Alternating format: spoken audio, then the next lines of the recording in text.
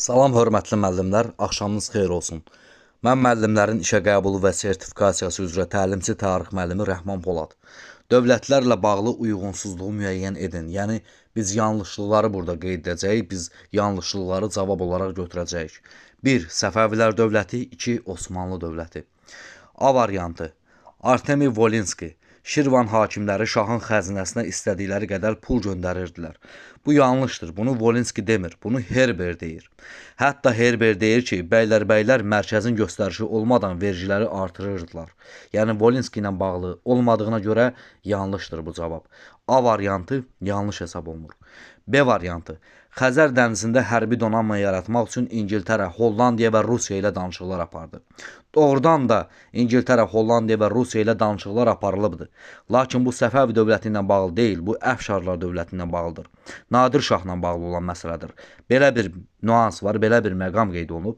Nadir Şah dövlətin şimaldan, cənubdan, dənizdən təhlükəsini təmin etmək üçün İran körfəzində və Xəzər dənizində hərbi donanma yaratmağa cəhd etdi. Və bu minvalla İngiltərə, Hollandiya və Rusiya ilə danışıqlar apardı. Donanma mütəxəssislərinin yetişdirilməsi, top istehsal edən müəssisələrin inşası üçün tədbirlər gördü. Yəni bu Əfşarlar dövləti ilə bağlı məqam hesab olunduğuna görə B variantı da yanlış hesab olunur. C variantı. Sultan Qolbəyyə tabe idi. Bu idarə etməklə bağlı olan məsələ hesab olunur. Səfəvilər dövlətində doğrudur. Kiçik inzibati vahidliyi idarə edən sultanlar Qolbəyyə tabe idilər. C variantı doğru hesab olunur. D variantı. Şanlı Nəvvab ifadəsi Xudabəndə üçün nəzərdə tutulmuşdur.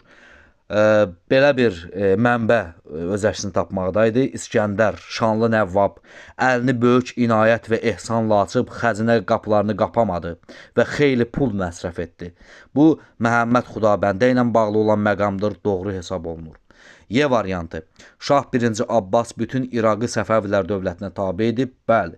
1622-1623-cü illər hərbi əməliyyatları nəticəsində Kərkük, Kərbəla, Bağdad, Mosul, Nəcəf bu şəhərlərdə daxil olmaqla bütün İraq ərazilərini ələ keçiribdi Səfəvilər. Yəni doğru hesab olunacaq. Deməli, burada yanlışlıqlar nə variantlarıdır? A variantı və B variantları hesab olunacaqlar.